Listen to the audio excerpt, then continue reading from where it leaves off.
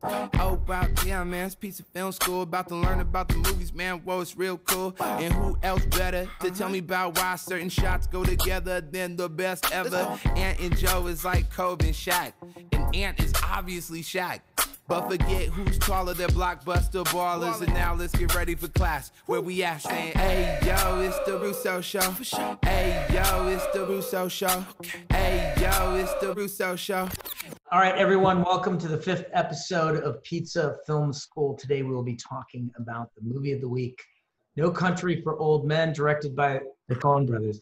I have my brother Anthony here and our very, very, very special guest, Mr. Josh Brolin. Josh, welcome to Pizza Film School. Thanks for having me. It's good to see you guys. Good to see you. I have my pizza ready. Tell me when I your can pizza eat ready? Where's your pizza from? I love seeing you and your pizza. I do my pizza when I review the movie prior to the interview, so I don't have my pizza right now. Yeah, excuses. I've got Pizzana from WeHo. They also have a location in Brentwood.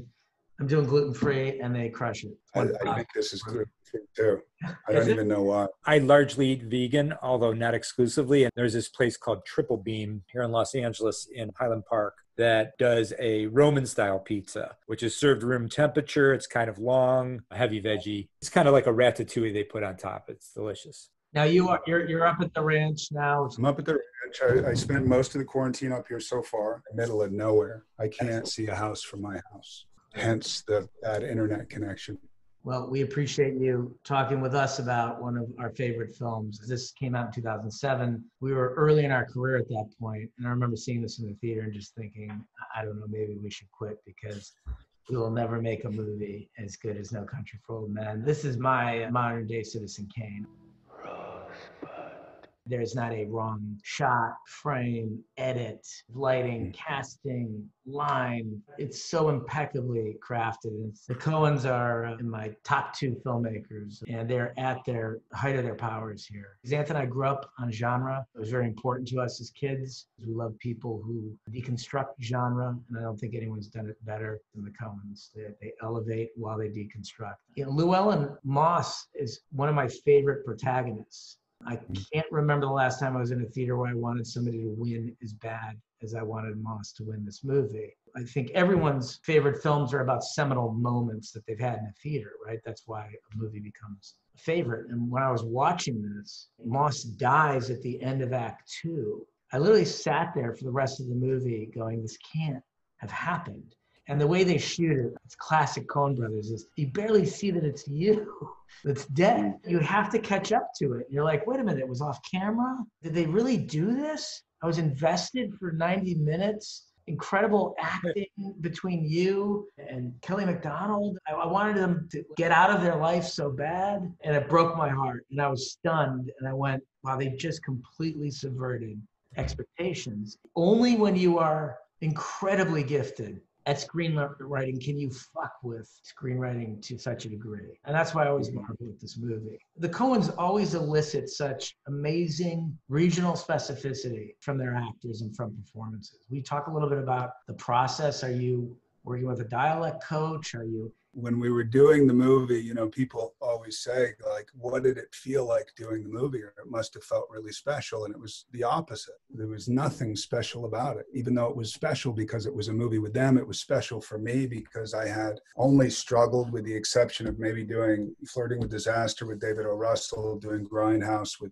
Robert Rodriguez and Tarantino, and the Goonies. Like, starting off with the Goonies was probably the worst thing that could have happened to me. But when you do a movie like No Country for Old Men, you think it's mapped out in a way that you're just being hit with genius over and over, and you're just trying to keep up with the genius. And there's no 2 people that would laugh harder than the Coens at that, because there's great humility with them. They just don't carry themselves as somebody who knows or has the expertise or has the vision that they do at all. The first scene that I did, I was walking through the shootout after it happened. I'm walking through with the gun down at my waist, and I go across the dog and they do the low shot. Finally, I open the car door and there's one guy asking for water. Oh.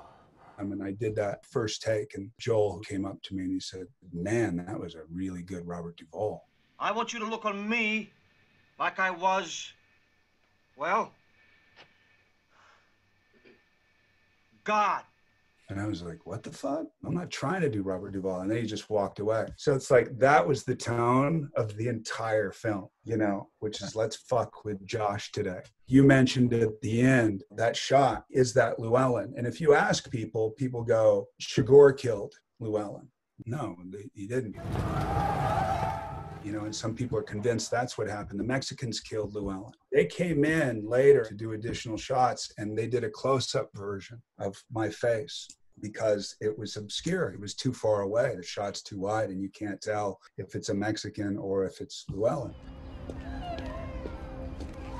Not that I had any say in the movie whatsoever, but I was like, I was complaining a lot. Why are you doing this? It just gives it away. It makes it too clean. Call the police. Llámate la policía. And they never used it, not necessarily because of me, but they never used it. You get to that ending and everybody's constantly talking about, you know, perfectly tied Hollywood ending that we knew, we expected it. Yes, we wanted it throughout. Yes, we wanted the tete-a-tete between Llewellyn and Chigurh. And then when you get it, everybody's disappointed, always. Good movie, but you gave us exactly what we expected. We wish that you didn't. And then you give them something that they don't expect. Everyone remembers it. It's the first two acts are brilliantly crafted as you can make a sort of noir Western. The expectation for a showdown could not be higher between these two characters. Everything is so rootable and empathetic about Moss and so hateful about Chigurh. Just how dangerous is he? Compared to what? The bubonic plague? Two master craftsmen, the Coens, writing a script, building towards maximum commercial expectation, and then completely subverting. Not only do they kill you, but then Tommy Lee Jones retires, and your wife gets killed, and Chigurh, he gets hit by a car.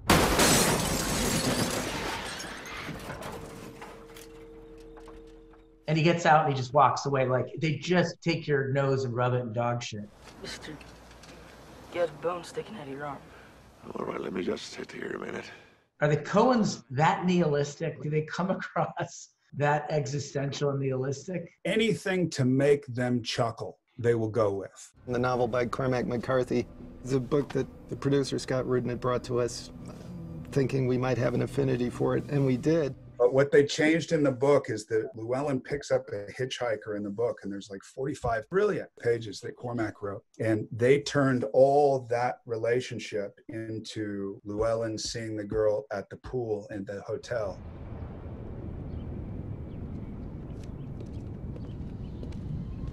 Hey, Mr. Sporting Goods. Hey, yourself. You sport. And she says, come over here and drink some beer with me. And he puts up his ring and he says, I'm married. And she says, come on, it's just a beer. Oh, I'm waiting on my wife. Oh. Did you guys talk about what that off-camera relationship was? Did he go have the beer? What happened? Yeah, and did you talk about what happened between that moment where you were talking with her at the pool? Bear leads to more bear. And you dying. Did you speak at all about that intervening time period that's off camera?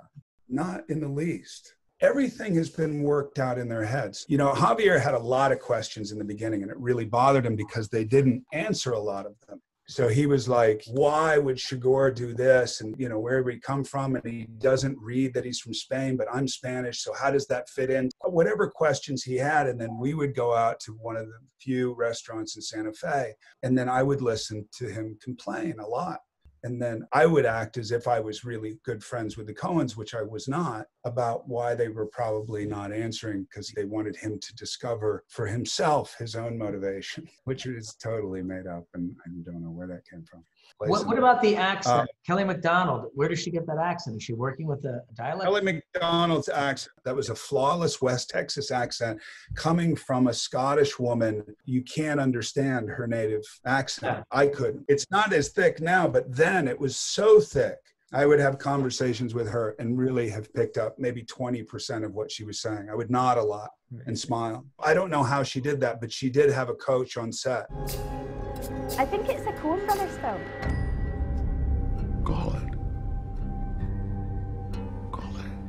They're their own genre. Whereas when I went in, I was lucky to get the last audition, and I know that they were focused on another actor that they were going to hire, who they knew. They had already said no to me because I had sent in a tape, and their response to the tape was, "Who lit it?" Because it was a very well lit tape, but they didn't react to my acting at all. So somebody somehow got me in there, and I was very focused, and I had been told the night before, and I studied a lot, and I did maybe 4 out of the 6 scenes, and I sat down and I talked to Eth, and Eth said, "Oh, can you do a West Texas accent?" And I said, "Yeah, I was just doing a West Texas accent." And he goes, "Oh, good, great. Okay, well, thanks for coming in." That's awesome. And I left positive I didn't get the role. I thought, that's cool. I got to read for the Coens. That's great. That's not going anywhere, and that's nothing new. I'll tell you a quick story. So when Llewellyn finds the guy and he sees the guy sitting against the tree with the money, he thinks the money's there. And he's sitting there with his binoculars. The guy doesn't move, so finally gets the confidence to go over there. He goes over there. He gets the satchel. He opens up the satchel, and the way it's written is all action. During the scene, I said, when I open up the satchel, when I see the money and I look up, why don't I say something? And they go, like what? And I go, I don't know, like anything. It could just be a grunt, like, And they go, anything else? And I go, like another grunt? And they go, yeah. And I go, and literally deadpan them. And I go, what about like, Joel says, I'd go with the second one. The second one's pretty good. So I did. Yeah.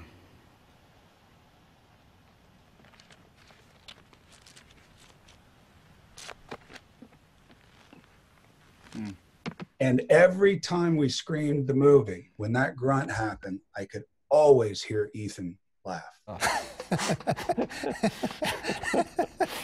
I wanted to ask you something, like our time working together on Infinity War and Endgame, because your character was based on all of your physicality, everything you were doing as a performer was then being translated to a computer graphic design form. Right. I remember feeling guilty about the process we had to go through to capture that performance, where we're on a mocap stage and there's not a lot around and you're working by yourself. And I remember at one point apologizing to you, saying, sorry, this is so challenging, the way we have to work to achieve this. And I remember you saying, are you kidding me? I'm having the time of my life, making me feel like I'm in acting school again. It's like doing black box theater. I love this. And I was so surprised by that. And when you said that, with this movie, it makes me think about a very similar approach that you must have to performance and acting, in the sense that your introduction in this movie, it's over 15 minutes long. You are performing alone without another actor. It's a really remarkable way to have to perform. It made me think of that attitude that you had to creating Thanos. What was it like for you to have to perform such an intricate narrative with no other actors to support you and push on? No, it's a great parallel to make. It's a parallel that I've never made, because I don't find the profession precious at all.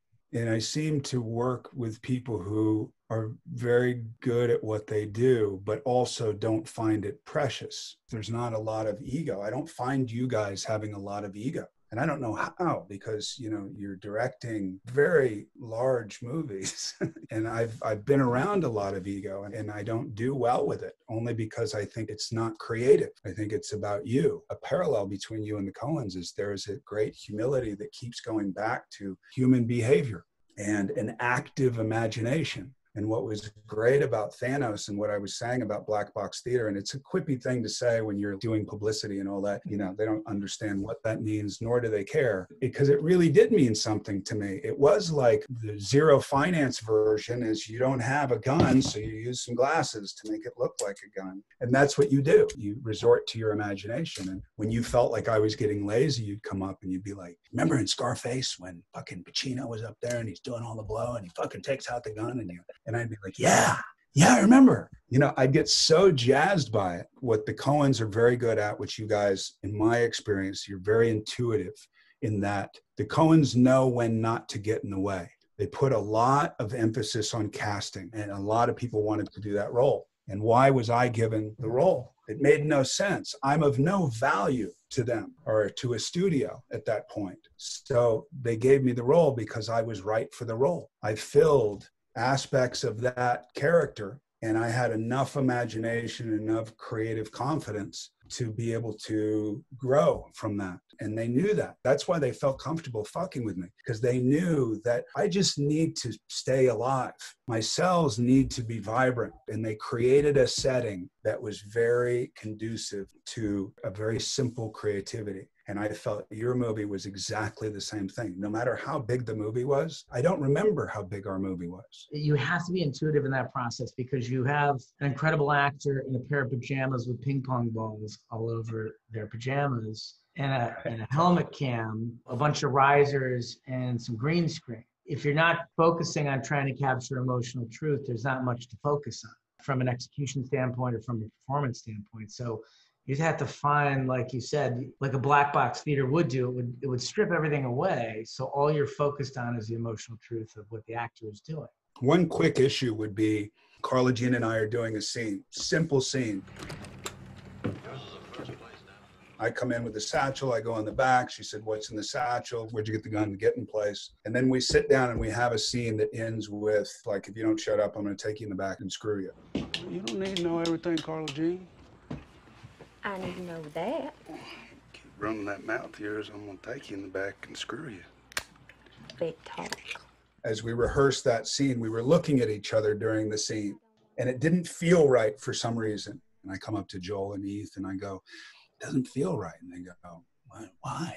And I go, I don't know, man. It just doesn't feel right. And I go, it's fine. Yeah, no, but it's not fine, man. And they go, what do you want to do? And I go, I don't know. I don't want to say it's her. And then it's me saying she needs to get her shit together because I'm not saying it's her. It could be me. I don't know. So finally I go, why don't you go in the trailer and then ask us in the trailer and ask us to talk about it? Maybe that will create something, why they set up the shot. And then I got it. You know, actors always feel like they have to look at you when they say something. But in life, you don't look at each other often. You look down, you eat your pizza, you do this, you do that. So I said, they're so familiar with each other. They would never stare at each other on the couch. They'd stare at the TV. And then once that changed, the whole scene changed. And it was a way better scene. That'll work. And it's such a small thing, but behaviorally, it was huge. That couple would die for each other. And that's my version. That scene is why I think, as a viewer, I wanted them to win so bad. The Coens are so economical in the way that they can manipulate your emotions. They're very intellectual filmmakers. They know exactly what they're doing, and they know exactly how they're doing it to you and what you're feeling in the moment. That familiarity, that comfort and the ease, and it makes me love them and want to see them win. And by the end of the movie, they're both dead. So whatever you guys did, that scene is critical to my empathy for those characters.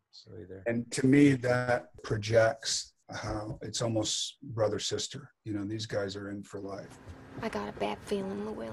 Well, I got a good one, so that ought to even out. That's the bucolic relationship. There is no other life outside of work. So that's why people would ask, like, why was he stupid enough to go back to give that guy water? Well, there's two reasons. One is he's a sensitive guy. He doesn't want to see somebody die. He's been to Vietnam twice, which you find out later. So I'm sure that has something to do with it. And then also, if he could get that money, that's drug money, it's already bad money. If he could use that money in a positive way to make a better life for his wife, why wouldn't he?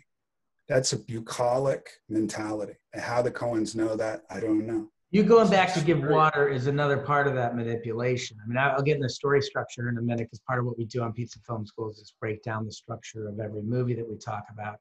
This one in particular, as I said earlier, is so important to break down structure because it's a brilliant screenplay in the way that it deconstructs. And I don't think there's anyone better at subverting expectations than the Coens. So we use the Sid Field structure just to examine movies so that we can compare all the films in Pizza Film School the same way, so people can see how different filmmakers choose to tell stories. And the inciting incident is usually what we call the page 10 moment in a script. And this movie is pretty by the book. It's about almost 2 hours long, and it is pretty metric in the way that it hits its moments. It's very efficient in that regard. The inciting incident is when you pull the tarp off the back of the truck and there are drugs in it.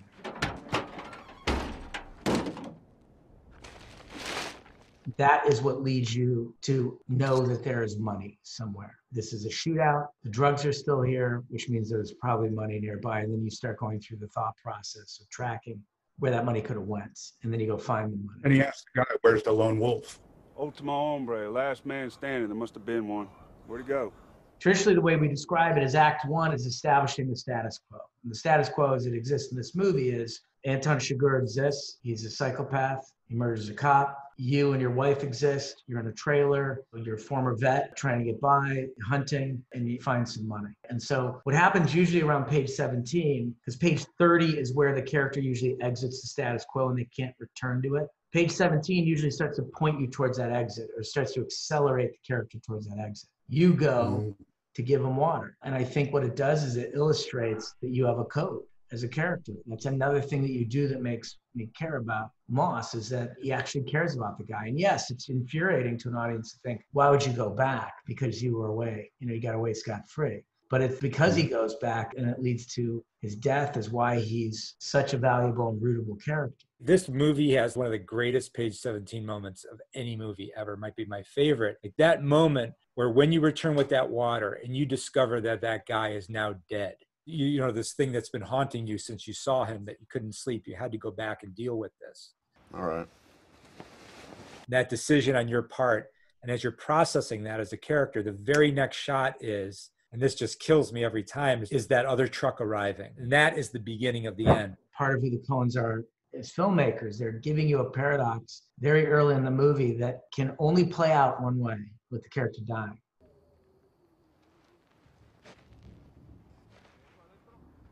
That's the beginning of the third act, even though it's not even close to the third act. It's the longest third act in the history of film, because he even knows before he leaves, which I think is such an essential scene. Before he leaves, she goes, "Where are you going?" And he's filling up his water bottle. I'm fixing to do something dumber than hell, but I'm going anyways. And then he says, which is the great absurd line in that whole movie, "If I don't come back, tell Mother I love her." She said, Your mother's dead, Llewellyn. Well, then I'll tell her myself. It's when I saw it, I was like, what the fuck does that mean? You know? Well, I think it's Coen's telling us he's going to die. I think they tell us very early on. Or he knows he can die. Right. And if he does, then he'll see his mama in heaven and he'll have that relationship and be able to tell her. But he's got to have some confidence, having, which we learn later, like I said, when he goes back to the border guy and he says, you know, you've been in Vietnam, and yeah, he's been twice and all that. So you're like, oh, this guy's totally capable. You learn how tough he is from his actions. You in the service? No, sir, I'm a veteran. Now? Yes, sir, 2 tours. What outfit? 12th Infantry Battalion, August 7th, 1966, July 2nd, 1968. Wilson. Yes, sir? Get someone to help this man. He needs to get into town. In a normal film, they would go head to head. You go, Llewellyn may actually win. Whereas in the beginning, you're going, there's no way, because he's the Grim Reaper. This is not a real guy. Right. Well, that's part of what's so inspiring about the character, is that when he realizes he's trapped, his reaction to being trapped is not to run, it's to run at it, run at the problem. And that's really inspiring. Maybe he's the one who needs to be worried. Following that great scene you have with Carson Wells, Woody Harrelson character in the hospital, you call that character a couple scenes later. He is killed by Chigurh. Chigurh picks up the phone instead of Carson Wells. And the conversation goes in a completely different way than you were anticipating.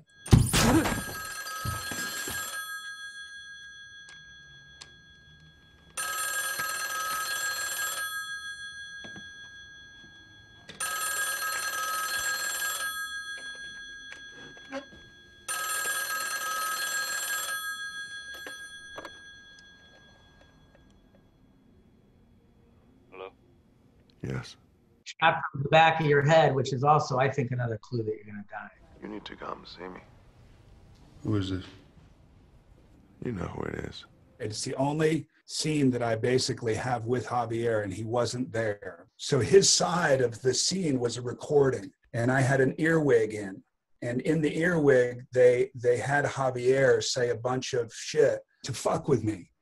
So that was the one thing. The first time I did the scene, I was like, I don't remember the dialogue, but who is this? And it's you know who this is? Yeah, I know who it is. And he said, like, I'm on a flight to Spain and I'm not coming back. Good luck with the little guy, which means Ethan. Again, another situation to fuck with me. But I remember them being on my back and I was like, you're going to shoot it from here too. And they go, no. And I go, why? don't you need to see my face? And they go, we've seen enough of your face. I can't tell you why they chose that, but I think choices are made so early on, because I know, because I've done 3.5 films with them now. So I've been through the processes, and I know, even though they're open to suggestions and will take suggestions, a lot of those decisions happen in the office in New York. I haven't read the book that this is based on, but did you talk at all about what you were going to say to the Woody Harrelson character? Because in the prior scene with him, he basically offers you an out and you don't take it.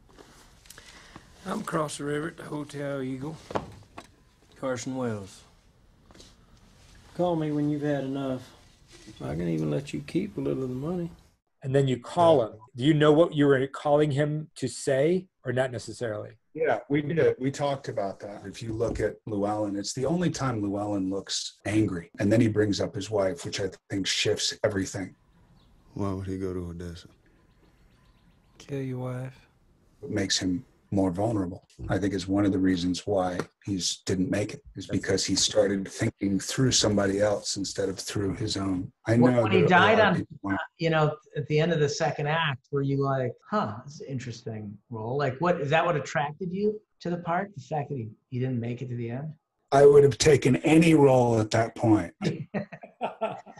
It's not like you took one of the great hero roles of all time. That's what's funny about it. It was just one of those things that I never thought I was going to get. And it turns out that I had a great working relationship with them because I wasn't afraid to throw suggestions out there.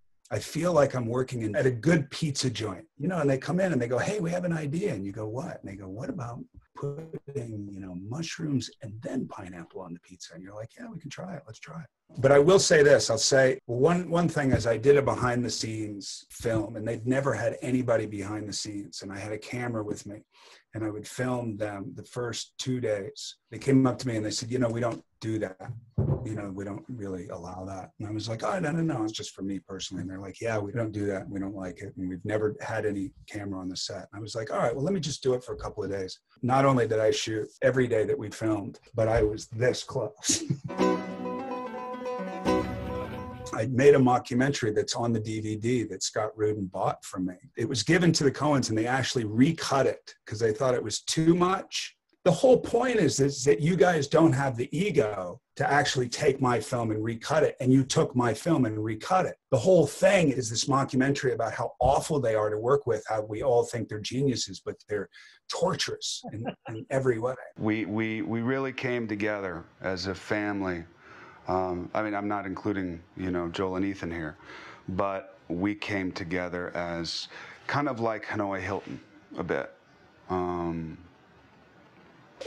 We survived together. In every movie that I've done with them, I've always sat on a couch behind them and watched them edit the majority of the process. So I watched them edit about half of No Country. I watched them edit the entirety of True Grit in San Francisco. And I watched them do most of Hail Caesar. Are they both at the computer? Who's at the computer? So you have Ethan, who's looking at all the saves and all the prints and all that. And then he chooses. While Joel has the timeline in front of him, and they have a technician there also. Ethan will pick the best take of the prints, and then he will drag it into the upper left-hand corner of Joel's, and then he hits a bellman's bell. Ding! And then Joel goes up and he grabs it and drags it into the timeline. And there were a few times in No Country where Joel would look back, and again, I didn't know if he was serious. I think he was. He goes, God, I can't get this edit. What do you think? Like when the dog comes up at you, do you think the dog should be closer before I cut to you?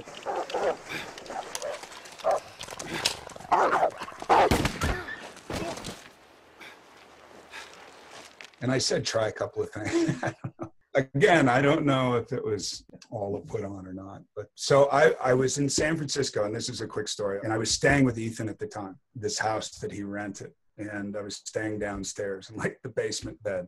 And I came in with Robert McKee's story. And Paul Haggis had said, read Aristotle's Poetics about screenwriting and read story. And I walked in the house and I had it under my arm, and Ethan snickered. And I go, what's the snicker? And I'd always tried to talk to him about screen. I said, well, you tell me what you do. And he goes, nah, I don't want to go.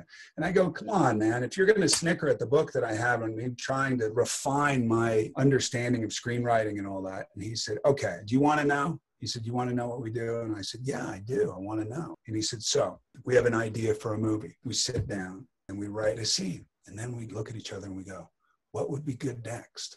And then we think, and then somebody has an idea between the two of us. And then we write that scene. And then we keep doing it until the movie's over. And I'm like, fuck you, man.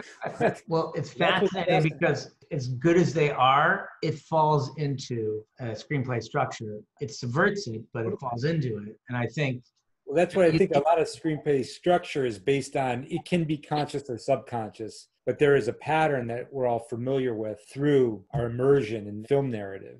You can't do a 2-hour movie and have it be successfully watched by a legitimate number of people without a propulsive structure to it. If there's no structure, then it doesn't even make it to a theater. The one thing that's interesting, and I'll catch us back up to where we were, but I forgot to mention this, is that, look, this is explicitly a genre film. Genre films always turn on plot. Very rarely they turn on character. A drama will turn on character, dramatic scene, a character growth moment. Genre tends to be more about pressure cooker situations. The characters are who they are, and then they make choices, and then those choices lead to other choices. No Country, I think, is the very definition of that.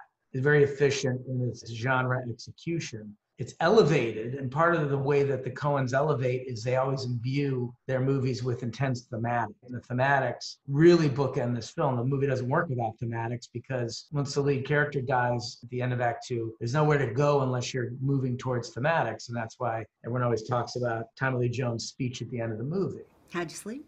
I don't know. Had dreams. Well, you got time for them now. Anything interesting? There always is to the party concerned.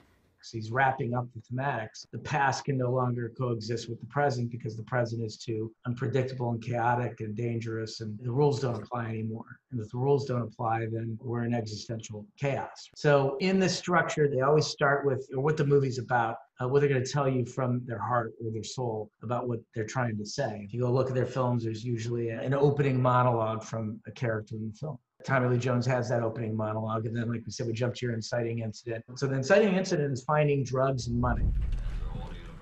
What's in the satchel? It's full of money. That'll be the day. Pure genre. Page 17 moment is the people who own those drugs and money show up to get it, and they've got guns.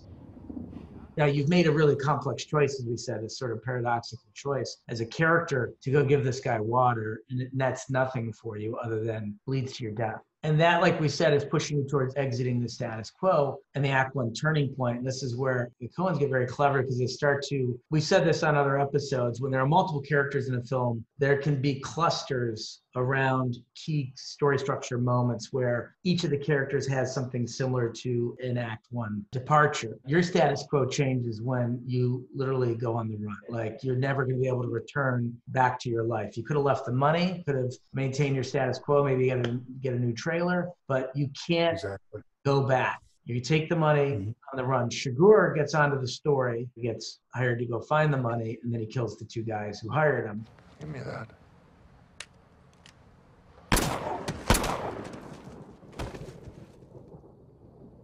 Tommy Lee Jones also gets on to the story. Be careful. Always am. Don't get hurt. Never do. Don't hurt no one. If you say so. It's all clustered around each other. So everyone is leaving their status quo. Tommy Lee Jones is going to end the movie retired, right? He's never going to be able to go back after this. Chigurh, you could argue about whether he changes because I think he goes through more pain than perhaps he's ever gone through on a job. I don't think it changes his sociopathy at all, but he certainly incurs a lot of damage over the course of the second half of the film. He was made vulnerable in a way that he's probably never been made vulnerable by anyone before, which is why, again, it's setting up a great showdown that never happens. We break Act 2 into quadrants, so it's easier to handle. They're usually built around the midpoint, those quadrants. There's 2 before the midpoint, there's 2 after. The midpoint is exactly what it sounds like. It's the middle of the movie. And the midpoint traditionally is a moment that sets the hero on a path to the climax. There are also what we call 2 pinches on either side of the midpoint that usually land between the quadrants. And pinches are an obstacle that's overcome, an encounter with the villain. And the first pinch is that brush with Chigurh at the first motel. When the money's in the vent,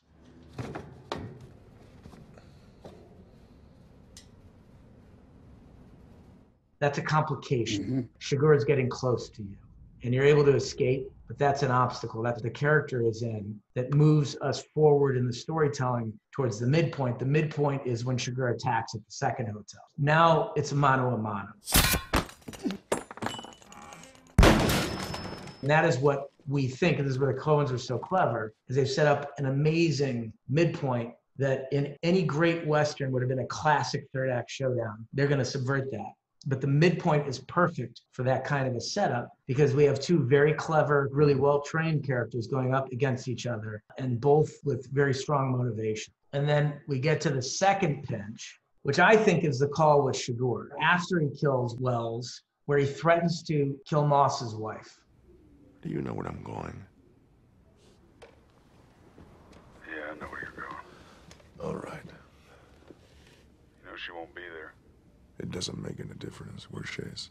Because that pinch is basically what leads to the end of the climax of the movie. You give me the money back, I'll just kill you. You don't give me the money back, I'm going to kill you, and I'm going to kill your wife. And then Moss has to make a choice. And his choice is to head towards the showdown. You could argue, and maybe this is the way the Coens think, that that was a corrupt choice to make. Like he puts his wife in danger and he ends up losing his life for it because there's a certain level of potentially dangerous masculinity involved in the choice. And this is where they deconstruct a Western. The character would traditionally make that and everyone in the audience goes, yeah, fuck him up. But you have that feeling when you're watching it. I'm watching it going, yeah, go fuck him up. Although this, like I said earlier, there's this weird execution where it's on Chigurh's face, but it's on the back of your head. And I have this foreboding feeling watching it going, why am I not getting the emotion out of the character? And it's except his anger when he slams the phone down. Decided to make you a special project of mine. You ain't gonna have to come look for me at all. It's his rage. It's unhinging for a moment. Yeah, and I think, there's like a corrupt choice that he makes that leads to his own demise. So the lowest moment of this movie is really simple. Traditionally, the lowest moment in any film at the end of Act 2 is when the character is furthest away from achieving the goal of the journey that they set out on. Well, the lowest moment in this movie is brilliant because the character is literally dead. Like he couldn't get further away from his goal. He's dead. He's out of the movie. That's where I was sitting there again, like we've seen thousands of hours of content, all of us. We all have a PhD in storytelling. And this is the height of subversion of that because it's where I spent the next 20 minutes of the film going, I can't process this. I invested so much and I've been kicked in the balls. So where could this possibly go from here? And instead of a twist that gets redemption for me as a viewer, the Coens continue to kick us in the nuts. Right. With scene Which is after scene. by making it existential. But completely existential. There's no redemption. There's no remorse. There's no win. It only gets worse from here. By the way, when he dies, which is kicking you the first major kick in the nuts, he doesn't die from our antagonist. He dies from that sub-antagonist that we totally forgot about. Yeah. Again, lending to the fact that what the whole movie is about, which is this is how it really works. You just die. You're driving a car down the highway and somebody pops a tire and hits you, broadsides you, and your car rolls. And then that's it. And that's it. Life changes. And it's that boldness in storytelling is what drives some people crazy and makes it one of our favorite movies ever. It also is challenging. I read that of all the movies that have won the Academy Award, it was like the third lowest grossing film of all of those movies. You're not necessarily accessing a wide audience with a choice like that, with a narrative like that. From an Academy standpoint, for them, it was their highest grossing film by far until True Grit. True Grit was double what No Country was, but No Country at that point was the highest grossing film they'd ever had. Well, that was for the Coens, and we make this joke a lot about our careers too, is that we never made anybody any money, I think, until we worked for Marvel. So I remember sitting in a theater watching Raising Arizona. And I remember at the time, it was like pop culture just didn't get that movie. And I was the only person in the theater. And it was opening weekend. And then the same thing with The Big Lebowski. I think I went the second weekend. And I was the only person in the theater. I was like, does nobody get these movies? No, it made like $22 million or something, or 30, not even $30 million. It's one of those things that, back in the day, it was like listening to a Tom Waits new album. He'd come out with a new album and you couldn't wait because there was something so kind of mythological about Tom Waits. with such character, and it was so unique and all that. And then you listen to it and you go, back, back, and you go, oh, this sounds like all the others. There's nothing new here. Not interesting, and you're kind of disappointed. And then you listen to it again, and you're like, oh, wait, he has one of these ding, ding, ding, and he must have made up that instrument. And then you listen to it again, and then you hear more instruments, and then you listen to it again, and you hear the lyrics for the first time. And by the time you see it, you listen to it for the 10th time, you go, this is the most genius album ever produced. And that's what, to me, with the Coens, you know, it's just they're a little ahead of everything. What was the most bold choice of this movie is that they, and I think this is why I was stunned, and everyone in the theater with me was stunned, is they literally hand the movie to the villain in the third act. Like, you realize you're watching a movie about the most nihilistic sociopath you can possibly imagine, and it's his movie. And I'm going on a journey to follow him to the end. That immersion, like what you're talking about, I can't remember the last time I had a feeling like that in a theater. And I always equate my biggest moments in a theater to the emotional responses I have to them. And this was a devastating emotional response because I went, oh my God, the world is so dark. You know, you ever have that in a movie theater? I think I might have even been on the verge of a panic attack watching this film, because I went, what they're saying about the world is so depressing. Right. But it's true. The chaos reigns and that randomness reigns. The structure of commercial movies for the last 100 years is a lie, because that's not really how life works. One of the things I think that's so unique about this film is that when you are telling a story that is so bleak, sometimes ending it with the smallest, tiniest, faintest ray of light can all of a sudden feel like an incredible release from that bleakness. And it's that Tommy Lee Jones, that final monologue that he has, talking about his dream, about his father who had like a fire and a horn, who passed him on a path, was going up ahead, and he knew he was going to light his way for where he was supposed to go. He's fixing to make a fire somewhere out there, and all that dark and all that cold. I knew that whenever I got there, he'd be there.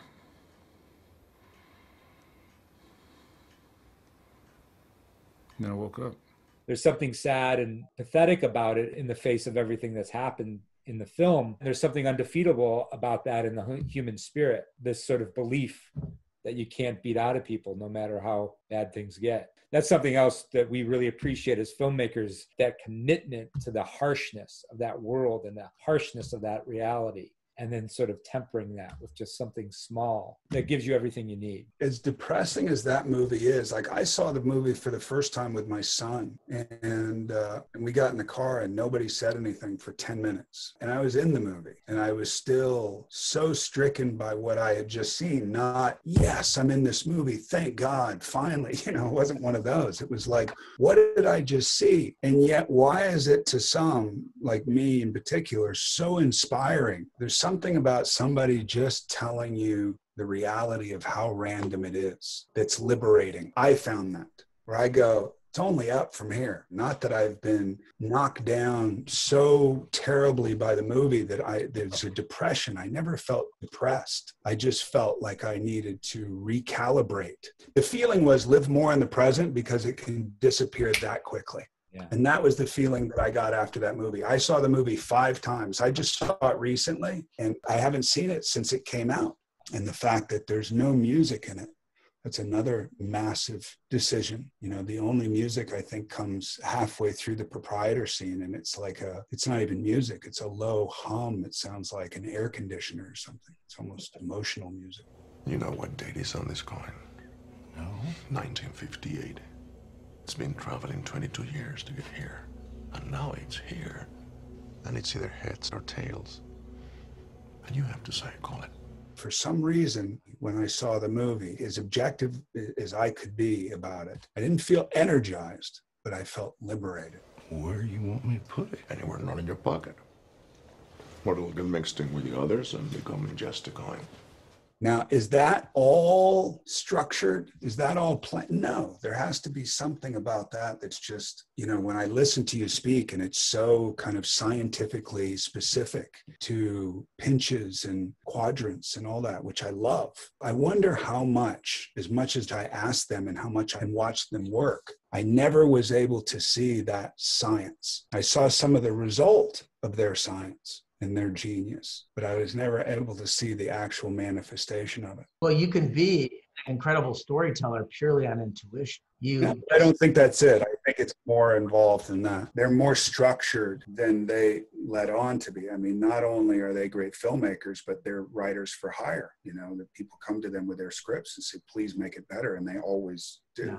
For the most This part. is impeccably structured, this movie. It's why it won the Oscar. It's why I call it a modern day Citizen Kane. There's not a wasted moment or frame. When I just want to sit down and watch a film, I will put on No Country for Old Men over anything, because I love studying it and I love the propulsion of it. And I think what you're saying is really accurate. They're truth slang in a way. They're just telling you like, hey, everything that you've come to rely upon narrative for, this sort of the salve on your wound or the Xanax for your brain, and we're going to take all that away from you.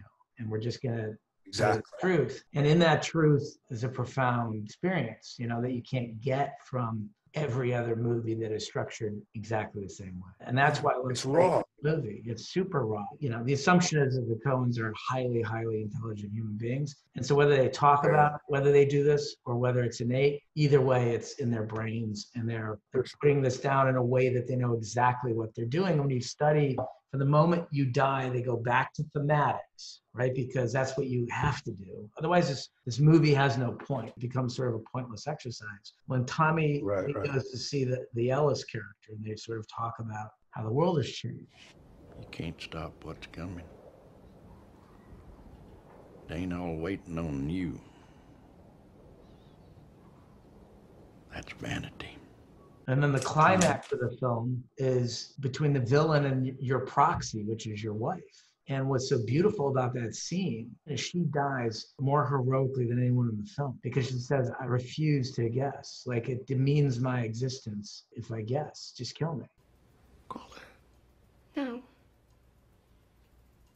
I ain't gonna call it. Call it.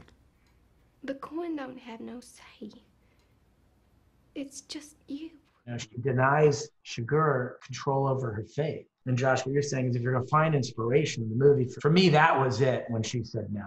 Like she rejects its malice. And she seems to be the most simple person in the film, but she makes the most complex and heroic choice. Josh, when you were talking about how you don't actually see their process, I've always admired how sort of private they are. They don't let you see how they do their tricks whatsoever. It's like the great magician. You don't want any clue in terms of how they're doing what they're doing. And I feel like the Coens are very much in that mold, and I admire that. They're very much like that. I don't think it's a put on. I don't think it's an affectation. You know, I became like the Coen spokesperson. Javier, beautifully spoken, but he just didn't know English very well in order to, you know, speak his mind like that. And then the Coens, they would start to get into explaining what they do, kind of like what you guys do, and then just stop and then just get derailed. And then I would have to take over. I think that there's something in them that they don't trust about ego. And I think that they've run from it their entire careers. I had the opportunity to do Hunchback of Notre Dame, which we still may do, but I approached them about doing it. It was like $110 million 10 years ago. And they said, obviously, no. They said, we look forward to seeing it. And then I asked Joel why, and he was like, you know what? We found a very good niche. So if we lose money, nobody really loses their ass. And if we make money, people are moderately happy, but we still get to do what we want to do. And I think that that was the most important to them. We have a thing where we can play. And if you look at the whole oeuvre of their films, there's a lot of different direction. They're like the character actors of filmmakers. It's a Coen Brothers film, like a Spike Lee film is a Spike Lee film, but they seem to get into all these different types of genres or types of behavioral movies. And one's really funny and one's really satirical. And, you know, the same guys that did No Country are the same guys that did Big Lebowski. I mean, it's wild. Few people understand is like the hardest thing about directing is tone, and that most movies get fucked up over tone. That somebody makes a poor decision tonally or can't manage the complex tone.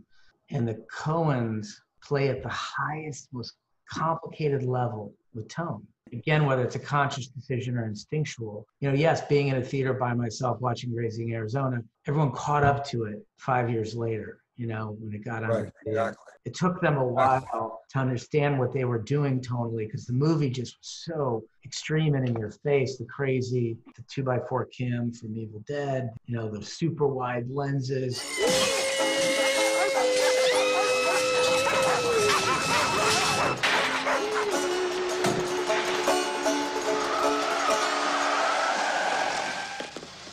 Nick Cage's really eccentric performance. The whole thing from a tonal was so adventurous. Thank you, honey.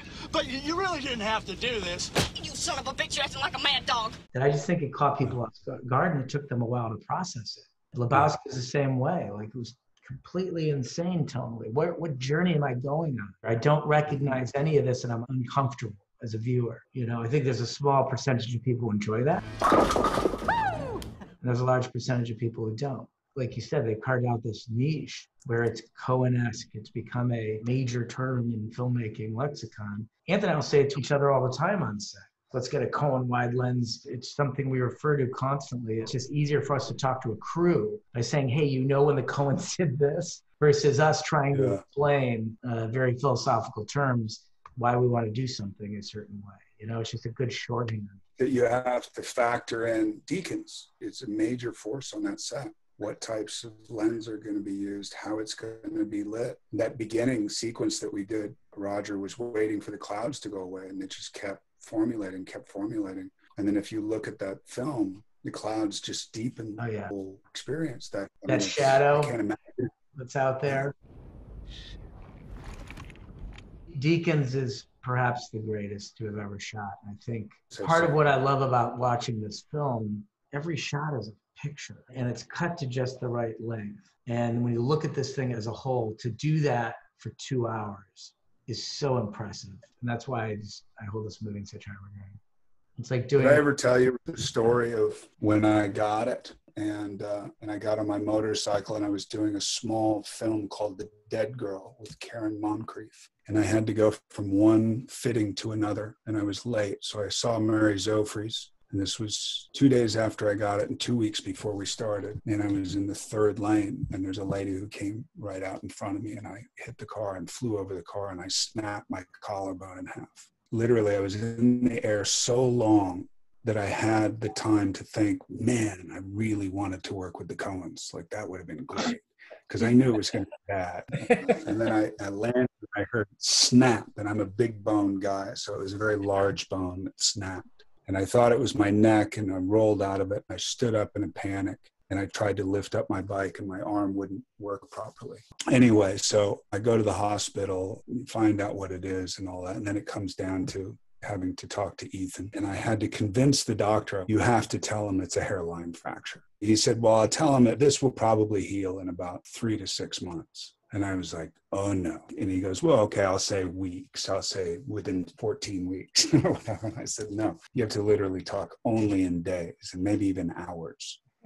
I didn't get it plated. I had 2 bones moving every time I moved my arm. So the only reason I was able to do the film was because Llewellyn shot in the right shoulder as he's running from the Mexican guy. And so I had a figure 8 on the whole time. And if you look at like the beginning of the movie when I'm shooting the antelope, when I go down and pick up the shell off the ground, you'll see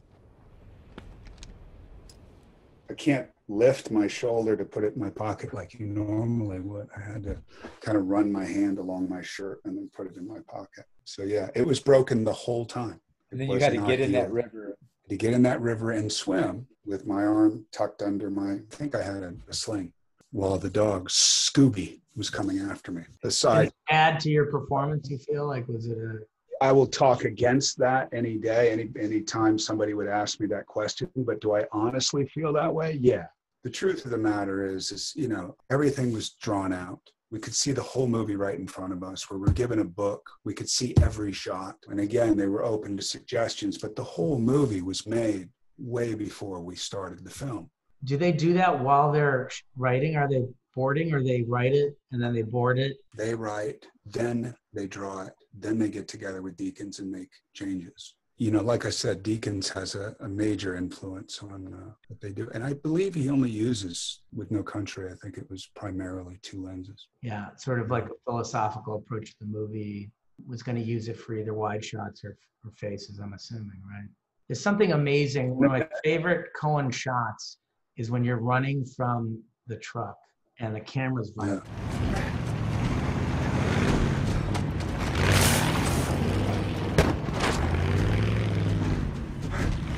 And Deakins would go, like, even for the river and that shot, he would only shoot for an hour and a half. So we would do an hour and a half before it got dark, and then we would sleep out there a lot of times in our trailers. And then we'd wake up at 3:30 in the morning and then shoot between like 4:45 and, you know, whatever.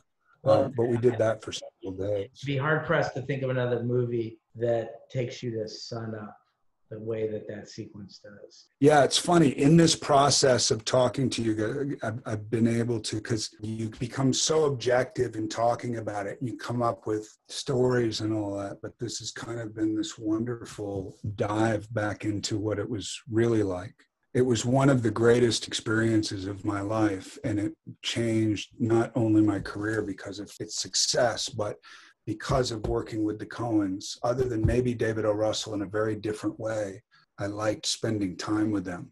You know, I liked how they thought. I liked how they saw the world. Ethan, who's a philosophy major, and then you have Joel, who was an editor. You know, he went to school for editing. So you have people that were kind of on the fringes anyway. One interested in the technicals of it, and then one interested in the, you know, behavior, existential, whatever. But really special, 2 special people. And now Ethan stopped. I mean, he quit. Is Joel still doing stuff on his own? He's halfway through Macbeth right now with Denzel and Fran. I'm a wonderful devotee of wonderful filmmakers and you guys. So I know I have 2 sets of brothers who I adore. I just find you guys a true pleasure, man. You know what you're doing, you're good at it, and you're good people. So I really appreciate the time. And we appreciate you, man. We really thank you for coming on and talking to us about one of our favorite films and one of the movies that keeps us inspired and keeps us making movies. All our time with you is a real treat. So thank you. Thank you, guys. Enjoy your pizza, your cold pizza, and we'll see you on the flip side. Be good. Bye, guys.